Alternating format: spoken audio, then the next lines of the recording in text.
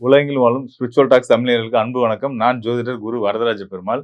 நம்ம இந்த நிகழ்ச்சியில வந்து ஜூன் மாத பலன்கள் பார்க்க போறோம். இந்த ஜூன் மாத பலன் வந்து ஒவ்வொரு ராசிக்கும் எப்படியான பலன்கள குடுக்க போறாங்க அப்படின்னு பார்க்க போறோம்.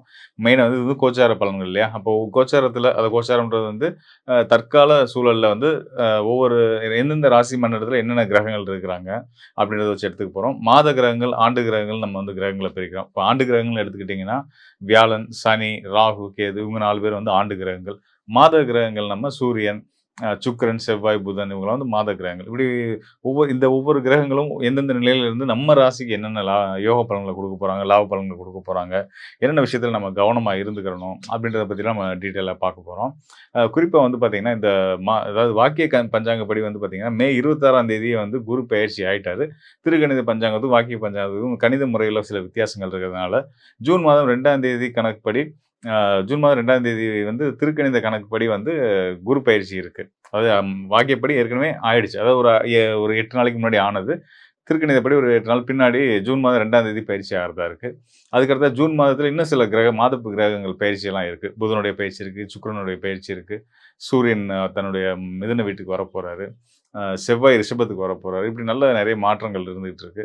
இதுல குறிப்பா சொல்லணும்னா, வியாழன் உச்சம் பெற்ற வியாழனோட கடகராசியில 12 ஆண்டுகளுக்கு பிறகு வந்திருக்கக்கூடிய வியாழனோட இன்னொரு சுப கிரகமான சுக்கிரனும் சேரப்போறாரு. இந்த வியாழன், சுக்கிரன் இவங்கலாம் சேர்ந்து இருக்கக்கூடிய அந்த குறிப்பிட்ட காலகட்டம் ரொம்ப சிறப்பா இருக்கும். 22ஆம் தேதி ஜூன் 22ஆம் தேதி புதனும் அந்த ராசியில வந்து சேர்ந்துறாரு. ஸோ அந்த புதன், சுக்கிரன், குரு இந்த சேர்க்கைலாம் இருக்கக்கூடிய அந்த சுபத்துவமான ஒரு நேரம்லாம் வந்து இந்த மாதத்துல இருக்கு. இந்த மாதம் வந்து உள்ளபடியே நெறைய யோக பலன்கள வந்து ஒவ்வொரு ராசிக்காரங்களுக்கும் குடுக்க போறாங்க. தொடர்ந்து காணொளிய பாருங்க. நம்ம டீட்டெயிலா தெரிஞ்சுக்கலாம்.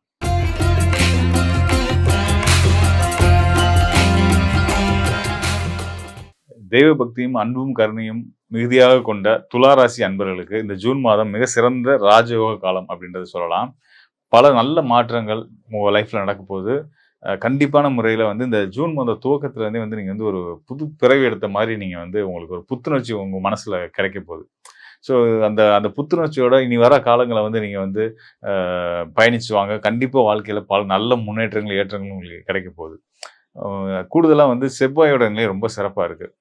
மாத கிரகங்கள்ல செவ்வாய் ரொம்ப முக்கியமான கிரகம். குறிப்பா துலா ராசிக்கு தனஸ்தானத்துக்கும், கலத்திர ஸ்தானத்துக்கும் அதிபதியா வரக்கூடிய செவ்வாய் பகவான் வந்து பார்த்தீங்கன்னா, உங்க ராசிக்கு இன்னொரு வீடான உங்க ராசிநாதன் இன்னொரு வீடான ரிஷப ராசிக்குள்ள வந்துருவாரு. 8ஆம் இடத்துக்கு வந்துருவாரு. ராசிக்கு 8ல செவ்வாய் வந்துருவாரு. ஸோ அந்த செவ்வாய் வந்து உங்களுக்கு சின்னதா போராட்டங்கள குடுத்தாலும், அந்த போராட்டத்த வந்து உங்களுக்கு வெற்றிக்கான முதல் படியா மாத்தி குடுத்துருவாரு. அதனால வந்து இந்த குறிப்பிட்ட காலகட்டம் இந்த ஜூன் மாதத்துல வந்து வரக்கூடிய ஒவ்வொரு செவ்வாய்க்கிழமைகள்லயும் வாய்ப்பு கிடைக்கும் போதெல்லாம் கூட நீங்க வந்து முருக வழிபாடு பண்ணிக்கோங்க துலா ராசிக்காரர்கள். முருகன பிடிச்சுக்கோங்க. உங்க வாழ்க்கையில எல்லாமே சிறப்பா இருக்கும். எந்த தடைகளும் தவிடுபடியாகி, அது உங்க வெற்றிக்கான படியா மாறிடும் அப்படின்றத சொல்லிக்கிறேன். மேலும் வந்து துலா ராசிக்காரர்களோட இயல்பே வந்து பார்த்தீங்க அப்படின்னா, எல்லாத்தையும் சுத்தி இருக்கவங்க எல்லாத்தையும் சந்தோஷமா நம்ம வச்சுக்கிட்டோம்னா, நம்ம வாழ்க்கை நிச்சயமா சந்தோஷமா இருக்கும். அப்படின்ற ஒரு மனநிலை உண்டு. மத்தவங்கள சந்தோஷப்படுத்தி அதன் மூலியமா சந்தோஷம் அடையக்கூடியவங்க தான் வந்து துலா ராசிக்காரர்கள். அந்த அளவுக்கு வந்து ஒரு கருணையாளர்கள். காரணம் என்னன்னு கேட்டீங்கன்னா, அந்த ராசிநாதன். ராசிநாதன் யாருன்னா சுக்கிரன்.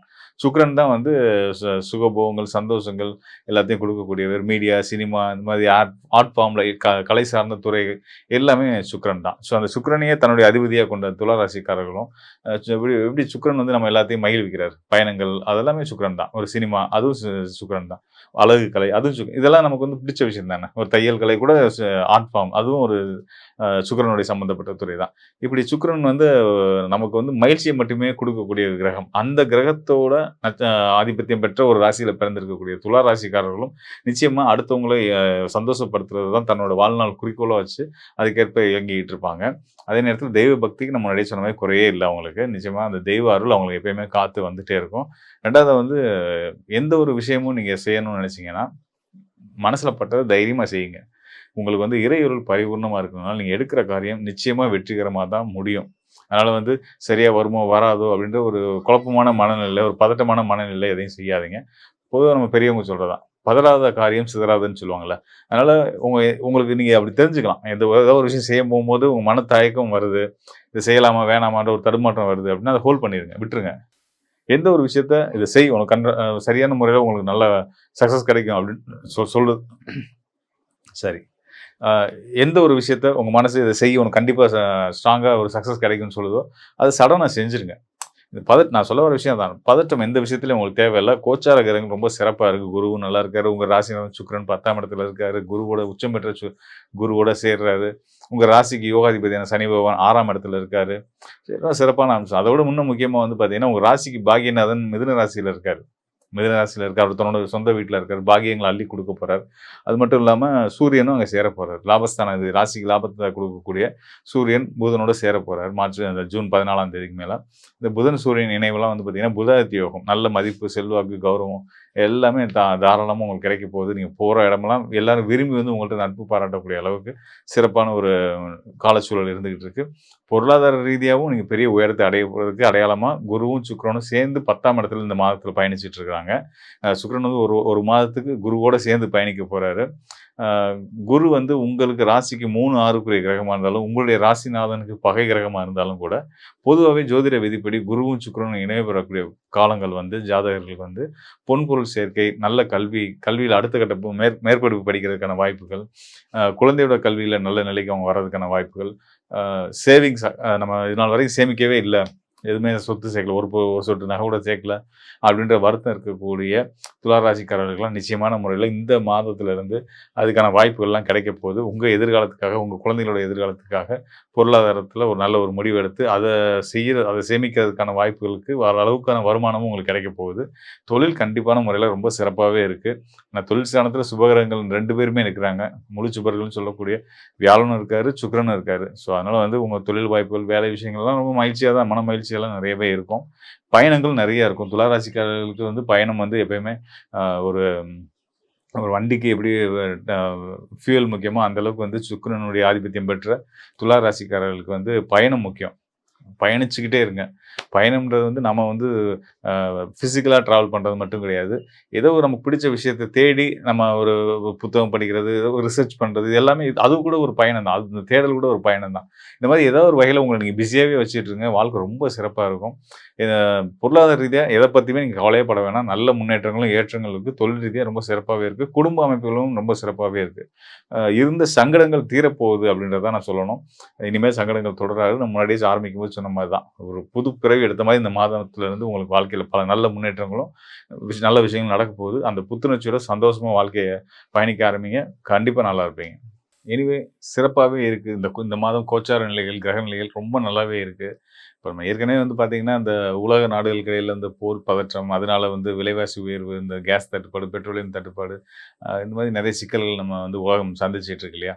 இது எல்லாமே வந்து அ நம்ம குரு பெயர்ச்சிக்கு அப்புறம் குரு வந்து ஜூன் மாதம் 2ஆம் தேதி வந்து திருக்கணிதப்படி கடக ராசிக்கு உச்ச வீட்டுக்கு வரப்போறார். குரு உச்ச பலம் பெற்றாலே வந்து பார்த்தீங்கன்னா, இந்த அரசர் அதாவது நாடுகளுக்குடைய தலைவர்களுக்குள்ள இருக்கக்கூடிய இந்த கோவ தாபங்கள், அந்த போர் வெறி இது எல்லாமே வந்து குறைஞ்சிரும். அவங்களுக்கே வந்து ஒரு நல்ல ஒரு மனப்பக்குவம் ஏற்பட்டு, அன்பு மேலோங்கும்.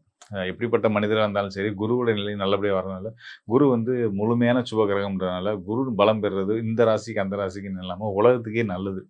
குருவுடைய உச்ச பலம் அடையிறது தான் இப்ப நமக்கு இருக்க ஒரு பெரிய ஒரு வடிகாலா நான் பார்க்குறேன். அதாவது நான் வந்து இப்ப இந்த மாதிரி பதட்டமான போர் சூழல் இருந்துட்டு இருக்கு. இந்த நேரம் வந்து நமக்கு மக்களுக்கு எப்படி இருக்கும்? நமக்கு எப்படி வாழ்வியல் சூழல்கள் இருக்கும்?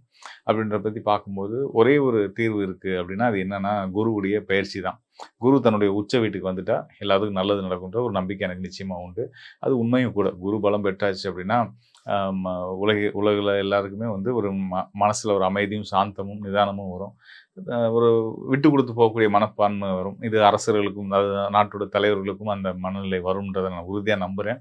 அ ஜூன் 2ஆம் தேதிக்கு பின்னாடி வந்து இந்த போர் பதற்றங்கள்லாம் குறைஞ்சு, அ இந்த பொருளாதார நிலைகள்ல உயர்வு ஏற்பட போகுது. விலைவாசி உயர்வுகள் வந்து சீராகும். இந்த தட்டுப்பாடு, கேஸ் தட்டுப்பாடு, அத்தியாவசிய பொருள் தட்டுப்பாடு இதெல்லாம் வந்து ஒரு நிலைக்கு வந்து நம்ம பயப்படுற அளவுக்கு ரொம்ப மோசமா போகாம நல்ல விதமா மாறிரும் அப்படின்றத நான் முழுமையா நானும் நம்புறேன். ஜோதிட சாஸ்திரம் அதுதான். குரு பலம் பெற்றால் உலகத்துக்கு நல்லது. அது நடக்க போகுது. இவ்வளோ நாள் சிக்கல், போராட்டங்கள் கண்டிப்பான முறையில தீரப்போகுது அப்படின்னு சொல்லலாம். நான் முன்னாடியே பல காலங்களா சொல்ற மாரி வந்து சொல்லிட்டு இருக்கேன். ஆரம்பத்துலருந்து சொல்லிட்டு இருக்கேன். 2020லேருந்து சொல்லிட்டு இருக்கேன். 2020லேருந்து 2030 வரைக்குமான இந்த தசாப்தம் வந்து ஒரு கடுமையான ஒரு காலம் தான். இது வந்து ஒரு இந்த 10 ஆண்டுகளும் வந்து பார்த்தீங்கன்னா, ராகுவோட பிடியில சுழலக்கூடிய காலங்களா இருந்துகிட்டு இருக்கு. ஸோ அந்த நிலையில இருக்கக்கூடிய பட்சத்தில இடைப்பட்ட இந்த 2 வருடங்கள் வந்து ரொம்ப சிறப்பு. 2025மே ஓரளவுக்கு நல்ல ஆண்டு தான் சொல்லணும். அதுக்கு அடுத்ததா 2026 இன்னும் 26 டூ 27 இன்னும் ரொம்ப சிறப்பாவே இருக்கும். அதுக்கு மெயின் காரணமா, முக்கியமான காரணமா குரு உச்ச பலம் வர்றத நம்ம எடுத்துக்க வேண்டியது இருக்கு. ஸோ அதனால வந்து அதில இந்த ஜூன் மாதத்தில நடக்குதுன்றது எல்லா ராசிக்காரர்களும் சந்தோஷப்பட வேண்டிய விஷயம். உலக மக்கள் எல்லாருமே சந்தோஷப்படக்கூடிய விஷயம். இதுக்கு அடுத்ததா இன்னொரு முக்கியமான விஷயம்னு சொல்லிடுறேன். நான் வந்து இன்னும் சில ஆருட முறைகள்லாம் வச்சு பார்க்கும்போது, இந்த மாற்றங்கள்லாம் இனி வர காலம் இந்த ஜூன் மாதத்துக்கு பிறகு எப்படி இருக்கும்? இந்த குரு பயிற்சி வர்றது ஜோதிட கணிதப்படி நல்லாயிருக்கும் அப்படின்னு நம்ம தெரிஞ்சுக்கிட்டோம். இந்த ஆருட கணிதங்கள் படி பார்க்கும்போது வந்து கண்டிப்பான முறையில இனி வர எதிர்காலம் ரொம்ப சிறப்பா இருக்கும் அப்படின்ற ஒரு நம்பிக்கையை நான் கணிதத்தில மூலம் ஆருட கணிதம் மூலம் தெரிஞ்சுக்கிட்டேன். மேலும் வந்து இறையருளாலும் ஆ ஒவ்வொரு மக்களுடைய கஷ்டங்களும் நீங்கி ஒவ்வொருத்தரும் வாழ்க்கையில பெரிய பெரிய உயரத்த அடைய போறாங்க. கண்டிப்பான முறையில யார் யாரு முயற்சி எடுக்கிறாங்களோ அவங்க. முயற்சி இல்லாம யாரும் முன்னேற முடியாது.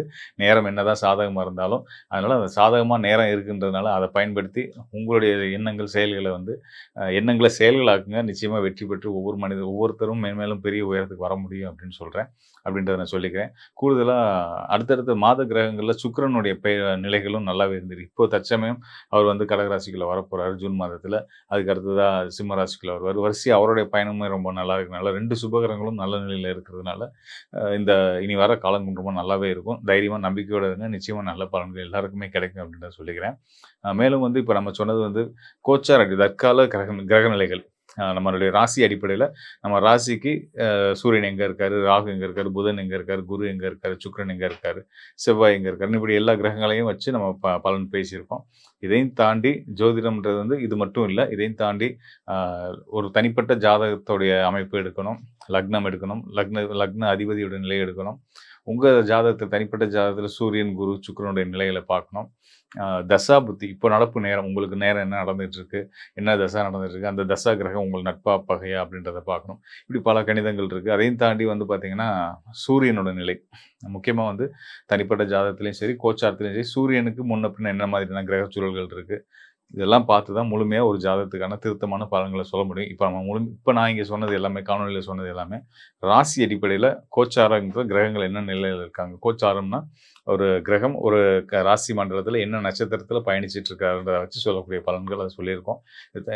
இது போக நம்மளுடைய சுய ஜாதகமும், அதில உங்களுடைய தசாபுத்திகளும், லக்னமும், சூரியனோட நிலையும் எல்லாம் பார்த்து தான் இன்னும் சரியா துல்லியமான பலன்கள ஒவ்வொருத்தருக்கும் நம்ம குடுக்க முடியும். நிச்சயமா அந்த மாதிரியான தேவை இருக்கும் பட்சத்தில எனக்கு தொடர்பு கொள்ளுங்க. உங்களுக்கு நல்ல விதமா வழிகாட்டுறதுக்கு நான் தயாரா இருக்கிறேன். நன்றி மக்களே! மீண்டும் ஒரு நல்ல நிகழ்ச்சியில சந்திப்போம். நன்றி, வணக்கம்.